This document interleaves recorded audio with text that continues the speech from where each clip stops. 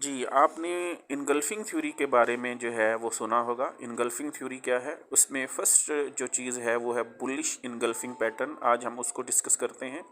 आपको तस्वीर में 5 नज़र आने वाले पैटर्न बुलिश इनगल्फिंग पैटर्न जो हैं ये कहलाते हैं। इसमें सबसे स्ट्रॉन्ग पैटर्न जो है वो हमारे पास ये वाला पैटर्न जो है ये सबसे स्ट्रॉन्ग माना जाता है। इसमें आपके लेफ़्ट साइड पे एक बेरिश कैंडल है, जिसको राइट साइड पे एक ग्रीन बुलिश कैंडल मुकम्मल तौर पर जो है वो कवर किए हुए है, ऊपर से भी और नीचे से भी। मतलब कि बुलिश कैंडल ने बेरिश कैंडल रेड कैंडल को इनगल्फ किया हुआ है, इसलिए इसको हम जो है bullish engulfing double candle stick pattern बोलते हैं। मतलब इसके अंदर 2 कैंडल्स हैं। बेरिश कैंडल को बुलिश कैंडल जो है वो इनगल्फ कर रही है।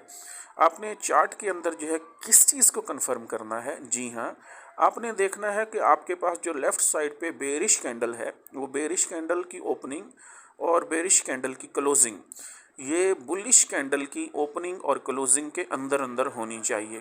मतलब कि बेरिश कैंडल की ओपनिंग और क्लोजिंग जो है ये बुलिश कैंडल के अंदर अंदर होनी चाहिए, उसको क्रॉस नहीं करना चाहिए। जी हाँ, तो जैसे कि हमने इसके अंदर जो है वाज़े कर दिया है। अब हम नेक्स्ट देखते हैं कि क्या कोई और पैटर्न भी स्ट्रॉन्ग बुलिश इनगल्फिंग पैटर्न कहलाता है। जी हाँ, इस तरह का पैटर्न अगर आपको चार्ट के अंदर नज़र आता है तो ये पैटर्न जो है ये बुलिश इनगल्फिंग पैटर्न कहलाता है। देखें, एक बहुत बड़ी बुलिश कैंडल बनी हुई है। कोशिश करें अगर बुलिश कैंडल की विक ना होने के बराबर हो, जैसे कि यहाँ ऊपर लिखा गया है नो विक, और इसकी बॉडी बहुत बड़ी हो, तो इस कैंडल को जो है हम वो बुलिश इनगल्फिंग कैंडल कहते हैं। तो पीछे जो है हमारे पास 3 रेड कैंडल्स हैं, ये 3 वाइट सोल्जर बने हुए हैं। तो कुछ लोग इन 3 वाइट सोल्जर्स को देखते हुए जो है वो शॉर्ट एंट्री कर लेते हैं, लेकिन हम वेट करेंगे नेक्स्ट कैंडल का। नेक्स्ट कैंडल जो बनी है वो हमारे पास जो है एक स्ट्रॉन्ग बुलिश कैंडल है, जिसकी बॉडी बहुत बड़ी है और विक ना होने के बराबर है। तो जैसे ये कैंडल बनेगी तो हम शॉर्ट एंट्री नहीं करेंगे, हम लॉन्ग एंट्री की तरफ जाएंगे, क्योंकि हमारे पास बुलिश इनगल्फिंग पैटर्न बन चुका है। आइए हम अब इसकी कुछ एग्जांपल्स ले लेते हैं कि हमारे पास जो है ग्राफ के अंदर हम कहाँ पे जो है वो इसको तलाश करें। जी, एग्जांपल नंबर 1 के अंदर हमने इसको तलाश करना है जहाँ हमारे पास सपोर्ट एरिया बना हुआ हो।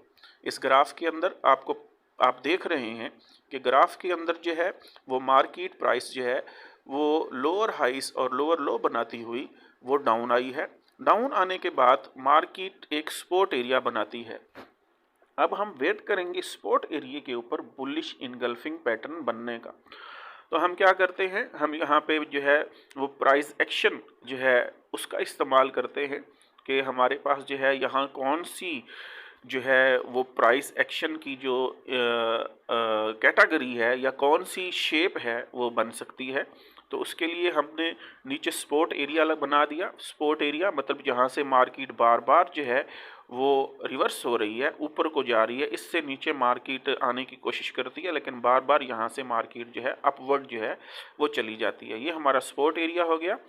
अब हम क्या करेंगे, अब हम जो है जो लोअर हाई हमारे पास बने हुए हैं उनको आपस में मिलाते जाएंगे और एक येलो लाइन ड्रा कर लेंगे।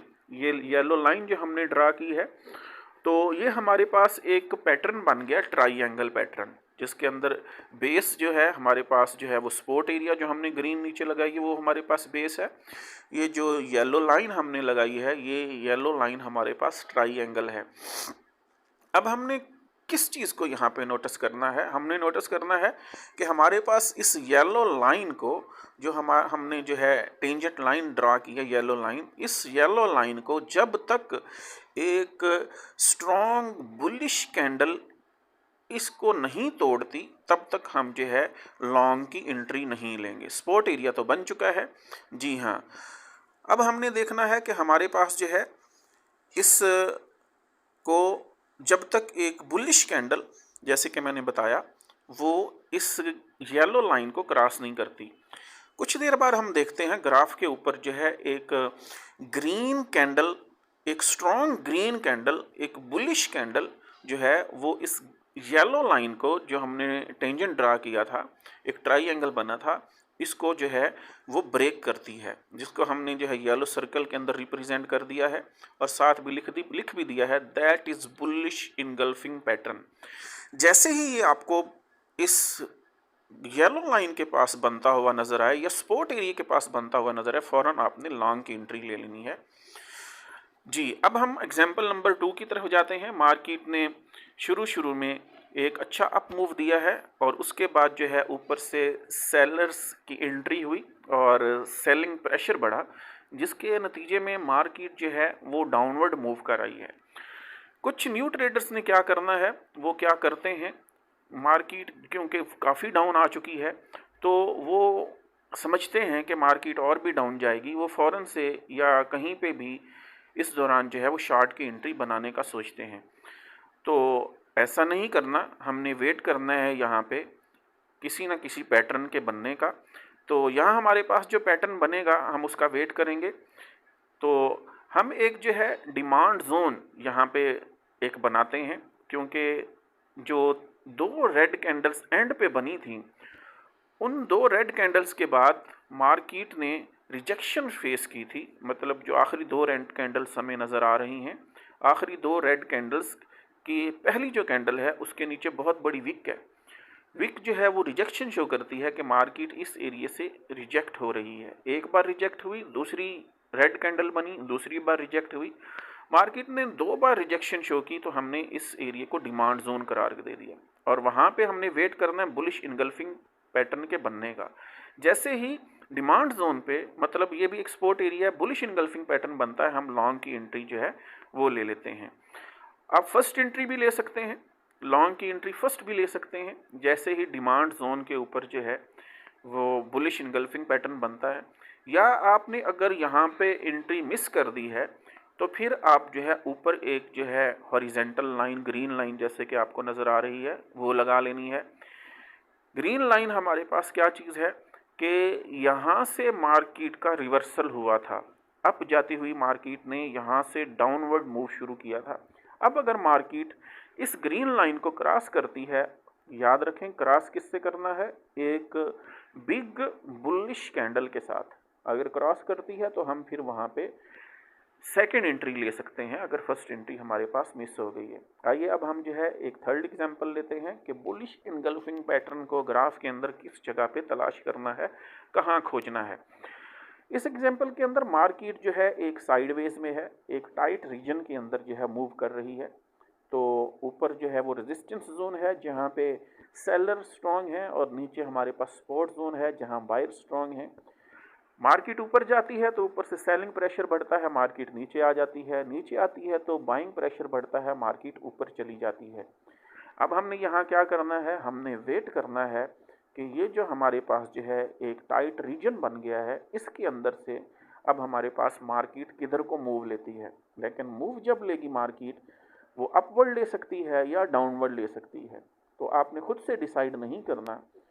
तो आपके पास जो प्राइस एक्शन के अंदर हम बुलिश इनगल्फिंग पढ़ रहे हैं, बुलिश इनगल्फिंग जब तक नहीं बनता, जब तक हमारे पास ऊपर वाली रेजिस्टेंस या नीचे वाली सपोर्ट को एक जो है वो बिग बुलिश कैंडल ब्रेक नहीं करती, तब तक जो है हम मार्केट के अंदर एंट्री नहीं लेंगे।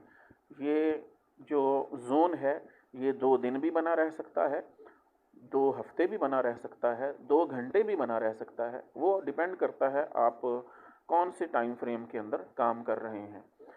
थोड़ी देर बाद देखते हैं कि इस जोन को अप साइड पे, मतलब रेजिस्टेंस वाली एरिया को ब्रेक करती है एक स्ट्रॉन्ग बुलिश कैंडल, जिसको हमने येलो जो है वो सर्कल के अंदर जो है वो ड्रा कर दिया है। तो जैसे ही एक ग्रीन बुलिश कैंडल इस रेजिस्टेंस जोन को, नीचे भी हो सकती थी ब्रेकिंग, मतलब सपोर्ट एरिया को ब्रेक कर सकती थी, लेकिन रेजिस्टेंस एरिया को, रेजिस्टेंस जोन को ब्रेक किया है, तो हम ब्रेक होने का कैंडल के टाइम को कंप्लीट होने देंगे।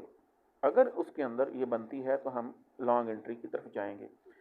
आइए अब चलते हैं एग्जाम्पल नंबर 4 के अंदर। इस एग्जाम्पल के अंदर भी मार्केट की कोई मूव की समझ नहीं आ रही। मार्केट जो है वो ना ही हमें कुछ अप ट्रेंड की तरफ जाने के लिए जो है वो इशारा दे रही है, ना ही शॉर्ट ट्रेंड, क्योंकि छोटी छोटी कैंडल्स बनती जा रही हैं। लेकिन हल्का सा जो है वो हम चेक कर रहे हैं कि मार्केट थोड़ा सा अप ट्रेंड के अंदर है, क्योंकि मार्केट ने हायर लो हायर हाई और हायर लो और फिर हायर हाई लगाया है। लेकिन ये कोई इतना हायर लो हायर हाई नहीं है कि हम इसको जो है एक अच्छा अप ट्रेंड कहें। हम इसके आगे जाके देखते हैं एंड के ऊपर।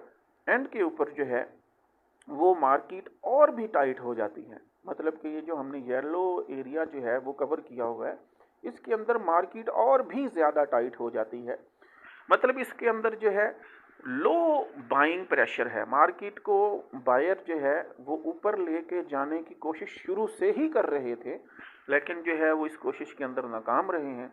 और इसके अंदर जो है इस येलो एरिया के अंदर जो है लो बाइंग प्रेशर है। मतलब मार्केट जो है अब ऊपर जाने के लिए बिल्कुल भी विलिंग नहीं है। तो आपने ऐसा नहीं करना कि मार्केट ऊपर नहीं जा रही तो आप फ़ौरन से शॉर्ट की एंट्री ले लें। न्यू ट्रेडर्स अक्सर ऐसे करते हैं कि वो फ़ौरन से जैसे ही देखते हैं कि मार्केट ऊपर नहीं जा रही, वो फ़ौरन से शॉर्ट की एंट्री ले लेते हैं। तो आपने ऐसा नहीं करना, वेट करना है कि कोई कैंडल स्टिक पैटर्न जो है यहाँ पे बने, ताकि हमें कोई कंफर्मेशन मिले। उसके बाद जो है हम अपना जो है वो प्लान जो है वो डिसाइड करें, अपनी ट्रेड का प्लान डिसाइड करें। थोड़ी देर बाद हम देखते हैं कि हमारे पास जो है वो मार्केट जो है वो इस एरिए को, क्योंकि रेजिस्टेंस फेस कर रही है, हम एक जो है वो जोन ड्रा कर लेते हैं ऊपर, जिसको हम रेजिस्टेंस लाइन कहते हैं। क्योंकि मार्केट बार बार यहाँ से जो है वो रिजेक्शन फेस कर रही है। अब मैंने जो आपको कहा था कि हमने जो है बुलिश इनगल्फिंग के अंदर जो है वो सेकंड पैटर्न देखा था, जो कि स्ट्रॉन्ग बुलिश इनगल्फिंग पैटर्न माना जाता है, वो ऊपर हमने जो है यहाँ लगा दिया है। अगर इस तरह का कोई पैटर्न यहाँ पे बनता है तो हम जो है फिर लॉन्ग की एंट्री ट्रेड करेंगे। जी, थोड़ी देर बाद हम देखते हैं मार्केट जो है वो रेजिस्टेंस लाइन को ब्रेक करती है। रेजिस्टेंस लाइंस को ब्रेक करने के बाद मार्केट जो है रीटेस्ट करती है। रीटेस्ट करने के बाद जो है एक बड़ी बुलिश इनगल्फिंग, मतलब बुलिश कैंडल कह सकते हैं या बुलिश इनगल्फिंग पैटर्न कह सकते हैं, वो बनता है। और उसके बाद मार्केट जो है अपवर्ड निकल जाती है। जी हाँ, तो इस तरह से हमने जो है बुलिश इनगल्फिंग पैटर्न को जो है रेजिस्टेंस या सपोर्ट जोन के ऊपर जब तक नहीं बनेगी हम एंट्री प्लान